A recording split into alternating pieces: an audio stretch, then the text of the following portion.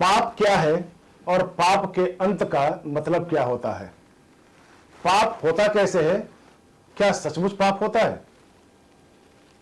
आज इस विषय पर चर्चा करने के लिए हमारे स्टूडियो में मौजूद हैं आचार्य राम गोपाल शुक्ल जी। आप कई संस्थाओं में काम कर चुके हैं, वरिष्ठ पत्रकार हैं और जहां जहां भी आप रहे और पत्रकार आपका लोहा मानते रहे। आध्यात्मिक क्षेत्र में बहुत अच्छी पकड़ है और आध्यात्म के आप गुरु भी माने जाते हैं, इसलिए आप हमारे भी गुरु हैं।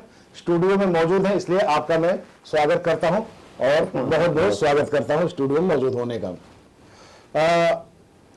आपसे हम लेके चलेंगे, एक बात पूछेंगे कि बहुत सारे हमारे जो दर्शक है ये पूछते रहते हैं कि गुरुदेव आप ये बताइए कि ये पाप क्या होता है और पाप के अंत का मतलब क्या होता है?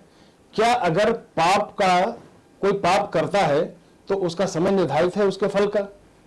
ये सारे सवाल आते हैं, तो आपसे हम जानना चाहेंगे, क्योंकि आप प्रखर वक्ता भी रहे हैं, आपको लोग बहुत ज्यादा सुनते भी हैं, तो इसलिए हमारे दर्शकों को आप बताइए कि पाप क्या है। नारायणं नमस्कृत्य नरं चैव नरोत्तमं देवीं सरस्वतीं व्यासं ततो जयमुदीरये। नमस्कार आप सबको।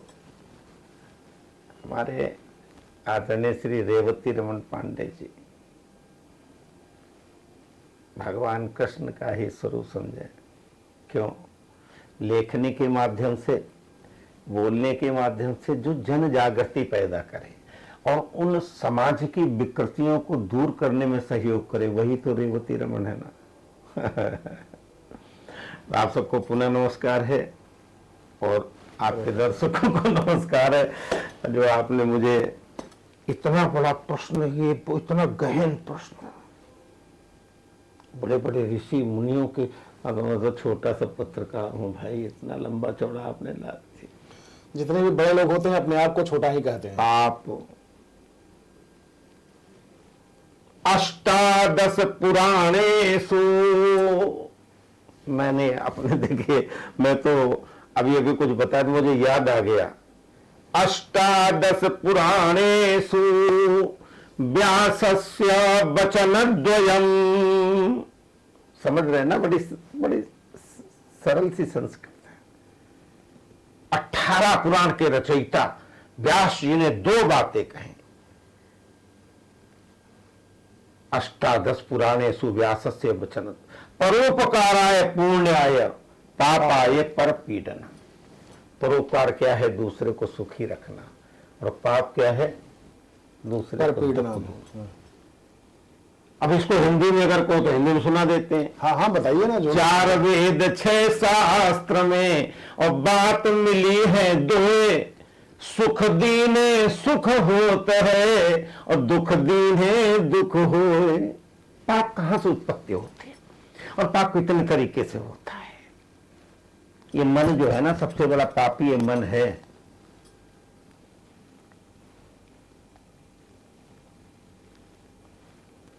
ये मन एवं मनुष्याणाम कारणम बंध मोक्षयो। बिल्कुल पांडे जी, ये मन ही है ना, चारों तरफ घूम रहा है, चाचा नाना मामा ताया सबको, और हृदय में कोई नहीं। जबकि कृष्ण ने कहा है निज धर्म तज कर बैठ रहना ये महादुष्कर्म है, न्यायार्थ अपने बंधु को भी दंड देना धर्म है। पाप क्या है? मानसिक सोच तुम्हारी है तो वो भी पाप है, कार्मिक सोच है तो तुम्हारी वो भी पाप है। और वो पाप क्या है? दूसरों को कष्ट देखना, दूसरे को गलत दृष्टि डालना, दूसरे की गलत सलाह देना, दूसरे के गलत शब्दों का संचयन गलत करना, तमाम विभिन्न प्रकार के पाप हैं। और उन सब पापों को बचने का केवल एकमात्र कारण है मौन रहना, कम शब्दों का प्रयोग करना। आपका जीवन सुधर जाएगा।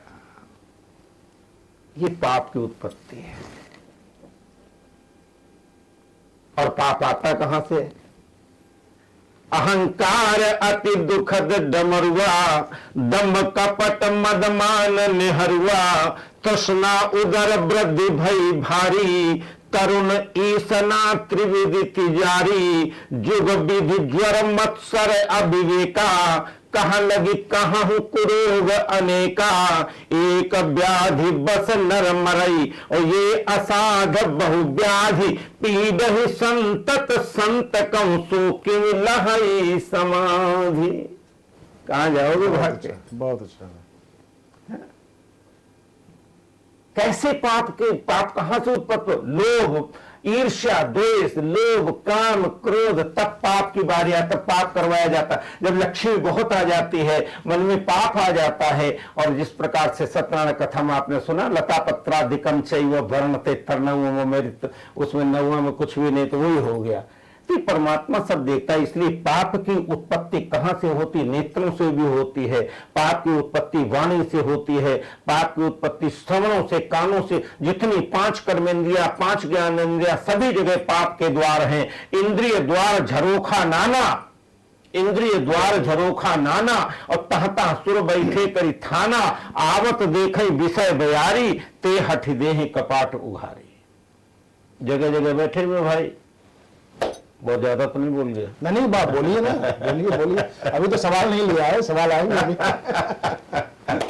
ये पाप के ग्रह हैं, इनसे बचने का एक ही उपाय है।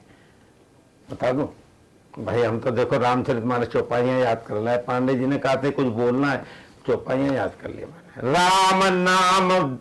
राम नाम मन दीप धरु। हम तो दवाई वैद्य वाली बताएंगे भाई, अपने को तो एलोपैथिक और कौन पैथिक वो सब कुछ नहीं आता है। और देसी दवा क्या है? कहते राम नाम मन दीप धरु, और जीह दे हरि द्वार, और तुलसी भीतर बाहर रहु, और जो चाहसी उजियार। भीतर और बाहर उजाला हो सके। वचन संभाल लो भाई, ऐसी वाणी बोलिए मन का आपा खोए, और को शीतल करे आप हो शीतल हो जाए। बच्चा संभालो, पाप हो गई नहीं। वाणी का पाप, दर्शन का पाप, कर्मेंद्रियों ज्ञानेंद्रियों का पाप, उसका समन एक ही है। निष्ठा पूर्वक, संकल्प पूर्वक जीवन को यापन करना, और उस जीवन में यम नियम संयम प्राणायाम प्रत्याहार धारणा ध्यान समाधि जो तुम कर सको उसके अनुरूप चलते हुए, और सदैव एक दृष्टि रखना, सर्वे भवन्तु सुखिनः सर्वे सन्तु निरामया सर्वे भद्राणि पश्यन्तु मा कश्चित् दुःखम्। पाप आपसे नहीं होगा, और अगर होगा भी तो अंत होगा। और अंत कैसे होगा? सेवा के माध्यम से, अहिंसा के माध्यम से, सत्य के माध्यम से, समर्पण के माध्यम से, कर्म करने के माध्यम से, प्रणाम करने के माध्यम से, वंदन करने के माध्यम से, विनम्र होने के माध्यम से। और वो जब मिलेगा तो पाप का क्षय हो जाएगा। धन्यवाद। गुरुदेव, 1-2 सवाल लेंगे। बहुत बोल गया मैं पहले सवाल में। अब आप मुझे एक बात क्यूरियोसिटी होती है जानने के लिए, हमारे दर्शक भी इसको जानना चाहेंगे कि हर चीज का एक पैरामीटर आपने जो बताया, पाप की जो परिभाषा दी, ये दार्शनिक और आध्यात्मिक है। जिन पे दर्शन का और आध्यात्म की छाया न पड़ा हो, इनसे दूर हो, उनके लिए पाप की परिभाषा क्या होगी?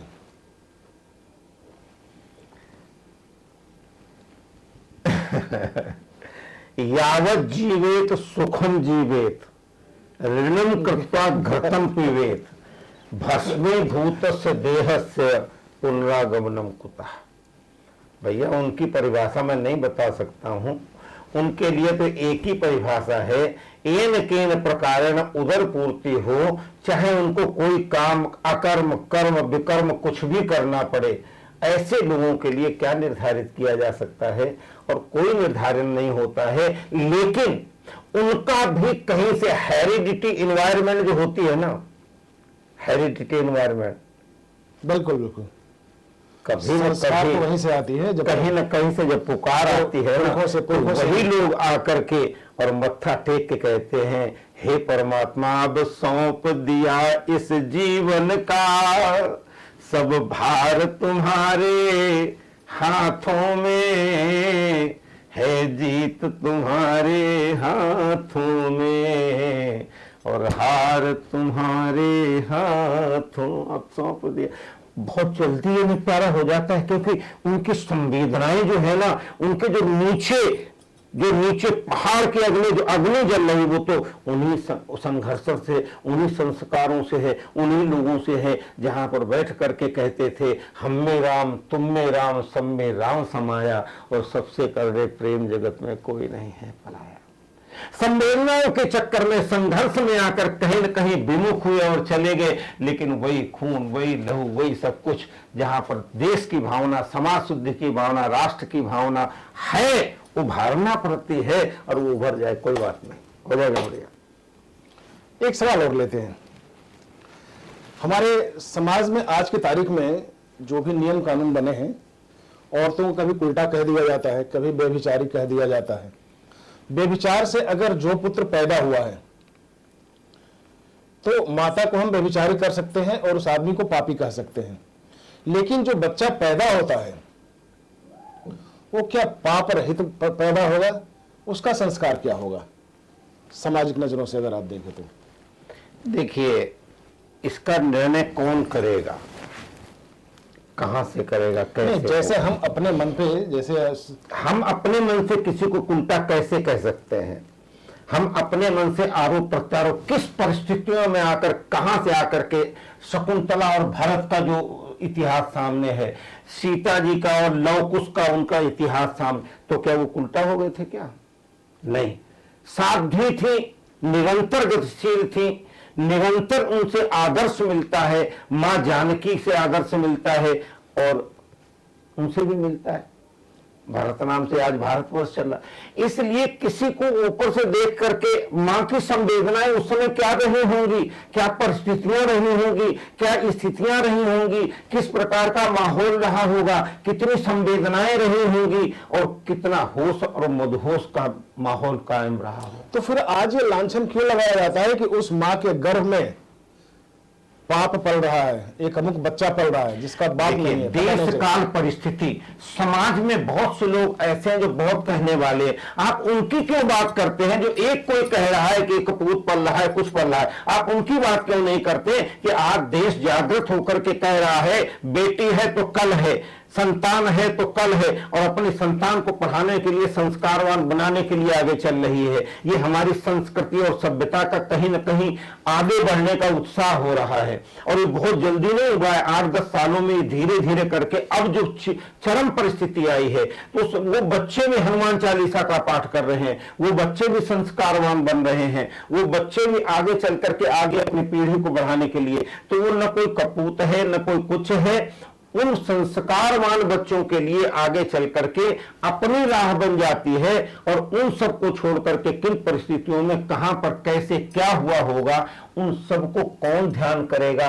किसी के पास छुट्टी नहीं। इसलिए हम दूसरे पे लांछन लगाने पहले अपने गिरेबान में झांक करके तो देखें। ईश्वरांश जीव अविनाशी, अपने गले में तो झांक के देखे ना, हमने कितनी गलतियां की। हमारी उजागर में जो छप गया, जो छिप गया वो चला गया, जो छप गया वो उजागर। ऐसा नहीं है, बहुत छोटी छोटी बातें होती हैं। हमने गलतियां की, हमने प्रायश्चित नहीं किया, उनको उजागर में कोई देख नहीं पाया, लेकिन वो मानसिक गलती जो किसी को देख करके हमारी मानसिक स्थिति खराब, वो भी पाप है। इसलिए जो आपने पहले कहा था ना, पाप क्या है, वो भी पाप है।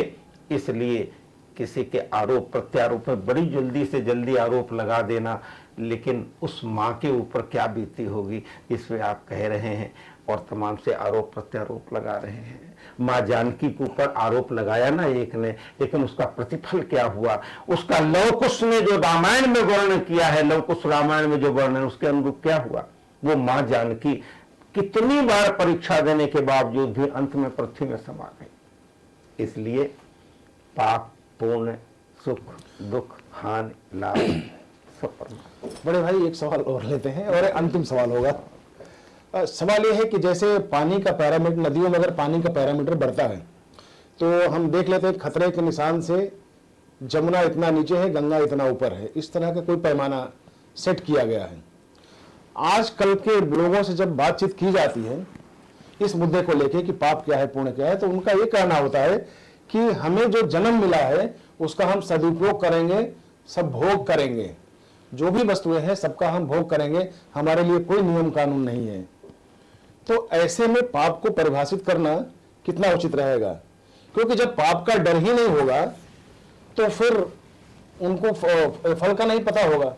ये बड़ा उलझा हुआ मामला है। एक चोर है और अपनी चोरी के लिए वो मंदिर में जाकर के पोशाक पूजा करता, साधना करता, अब रात को मैं चोरी करूंगा, भरे उसमें सबके ऊपर सोते हुए और चोरी करके इतने करोड़ से वो पूजा नहीं करता है, वो भी तो पूजा करता है ना, करता है ना पूजा। जाकी रही भावना जैसी। इसलिए क्या पाप क्या है, पुण्य क्या है, कौन डिफाइन करेगा इसे? हमारी समझ में वही दो पे आरूढ़ हो कि किसी की आत्मा को कष्ट न मिले ये पुण्य है और किसी की आत्मा को कष्ट देना ये पाप है। बड़ी सीधी सीधी बात करो ना भैया, बड़ा उलझा हुआ हो जाता है मामला चारों तरफ। अच्छा चलिए सीधा बात ये करते हैं। पाप, ये पुण्य, ये पाप, ये पुण्य। पाप पुण्य केवल एकमात्र है। अगर किसी ऐसी वाणी बोलिए मन का आपा खोज, वाणी का पुण्य क्या है? ऐसी सबसे ठीक है भैया, कोई बात नहीं। भगवान कृष्ण ने 99 गालियां शिशुपाल के उनसे सुन ली थी और उनका ठीक है कोई बात नहीं, लेकिन 100 के बाद क्या हुआ? इसलिए बहुत विनम्र होकर के रहना, अपने आप को लघु दिखाना, यही पुण्य है। और जीवन में बड़े एहसान करना, बात करना, संकल्प करना, मैं ये दान करता हूं, मैं ये पुण्य करता हूं, ये बातें बखरना, ये सब पाप की श्रेणी में आता है। सीधी सीधी सी बात करते हैं। आपने कहा था सीधी बात करेंगे। अंतिम सवाल है, अंतिम का अंतिम सवाल है ये, बस इसके आगे कोई सवाल नहीं लेंगे। मंदिर में हम जाते हैं, घाट पे जाते हैं, गंगा घाट पे जाते हैं, वहां सभी लोग कहते हैं कि भैया आप पाप हो गया है, आप दान करो, पुण्य के लिए दान करो। इस पे आप प्रकाश डालेंगे कि दुनिया भ्रम में जी रही है या फिर इसका कुछ फल भी मिलता है? नहीं, देखिए दो चीजें हैं। एक तो हम कभी कभी बहुत से, देखिए एक क्लास में बहुत से बच्चे होते हैं लेकिन सबकी मेंटलिटी एक जैसी नहीं होती है। कुछ बच्चे आगे बैठते हैं, कुछ पीछे खिसक लेते हैं, कुछ ताड़ते रहते कब खत्म हो। लेकिन कुछ लोग ऐसे होते हैं जो संकल्पित होकर के जब वो संकल्प करते हैं, मैं ये नहीं कह सकता उनकी परसेंटेज क्या होगी, लेकिन बहुत से लोग मैंने देखा है वहां से उनका बदलाव हुआ है, वो टर्न लिया है उन्होंने जीवन। संकल्पित जो लोग, संकल्पित जो लोग, बहुत से लोगों मैं नहीं कह सकता हूं, वहां पर जो है ना हमने देखा है उनके जीवन का टर्न हुआ है।